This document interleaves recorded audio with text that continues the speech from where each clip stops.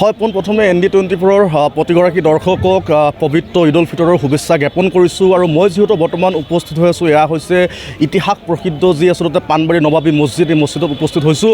আৰু যিহেতু ইয়াত খন্তেক পিছতে যিহেতু নামাজ আদায় কৰা হ'ব, আচলতে ঈদৰ ফিতৰৰ যি সমূহীয়া নামাজ, এই নামাজত অংশগ্ৰহণ কৰিব।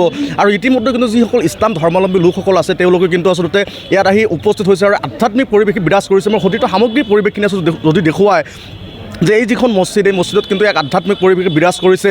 আৰু যি এই অপেক্ষাকৃত এখন যি আহ্লাদিত সময়ছোৱা, এই সময়ছোৱাত কিন্তু সকলোৱে আচলতে ওলাই আহিছে আৰু সকলোৱে নতুন কাপোৰযোৰ পিন্ধি আহিছে, ওলাই আহিছে।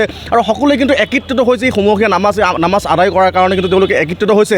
আমি যিহেতু ইছলাম ধৰ্মাৱলম্বী এগৰাকী লোক আছে, আমি কিছু কথা জনাৰ চেষ্টা কৰিম। আজি যিহেতু পবিত্ৰ ঈদ উল ফিতৰ, আপোনাক পোনপ্ৰথমে ND24 ফালৰ পৰা আপোনাক শুভেচ্ছা জ্ঞাপন কৰিছোঁ। কি ক'ব এইখনত?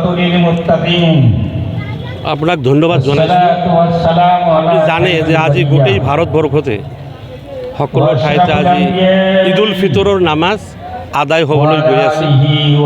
আৰু এই চেগতে এই পাণবাৰীৰ ঐতিহাসিক মছজিদৰ প্ৰাংগণৰ পৰা মই এজন আজি ঈদৰ নামাজ পঢ়িবলৈ আহি সকলোৰে হৈ মই গোটেই ভাৰতবৰ্ষৰ প্ৰতিজন ব্যক্তিক, প্ৰতিটো পৰিয়ালক মই ঈদ উল ফিতৰৰ শুভেচ্ছা যাচিছোঁ।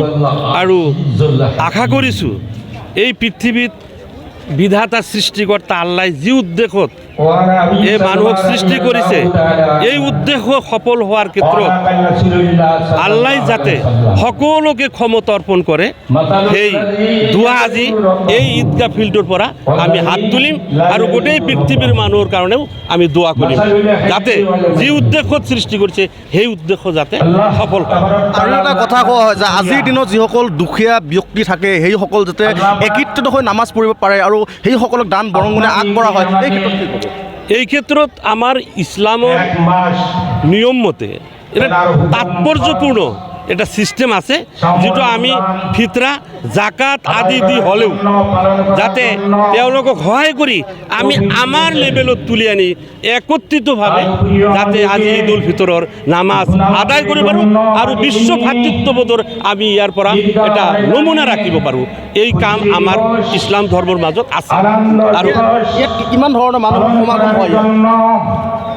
এই ঈদগাহ ফিল্ড যিটো ঐতিহাসিক ঈদগাহ ফিল্ড, নবাবী ঈদগাহ ফিল্ড পাণবাৰী, এই মছজিদৰ প্ৰাংগণত লাখৰো অধিক মানুহ কেতিয়াবা উপস্থিত হয় নামাজত।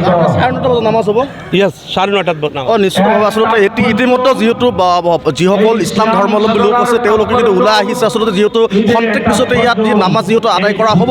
আৰু এটা কথা ক'ব লাগিব যে যিহেতু এটা কথা কিন্তু উল্লেখ কৰিছে যে এই যি আচলতে পবিত্ৰ ঈদ উল ফিতৰ সকলোৰে মাজত ভাতৃত্বৰ এনাজৰী সৃষ্টি কৰক। আৰু এটা কথা কোৱা হৈছে যে যিসকল দুখী আচলতে দৰিদ্ৰ লোক হয়, তেওঁলোকক যিসকল ধনী শ্ৰেণীৰ ব্যক্তি হয়, তেওঁলোকে কিন্তু সকলো ধৰণৰ সহায় সহযোগিতা আগবঢ়াৰ এই দিনত যাতে সকলোৱে একত্ৰিত হৈ যাতে নামাজ আদায় কৰিব পাৰে আৰু সেই উদ্দেশ্যত আচলতে তেওঁলোকে দান বৰঙণি আগবঢ়োৱা হয়। আৰু আমি পাণবাৰী ঐতিহাসিক মছজিদৰ পৰা আচলতে এই যিখন পবিত্ৰ সোণৰ পৰা আচলতে এই সামগ্ৰিক পৰিৱেশখিনি আচলতে ND24 দৰ্শকসকলক দেখুৱাবৰ কাৰণে কিন্তু যত্ন কৰিছোঁ।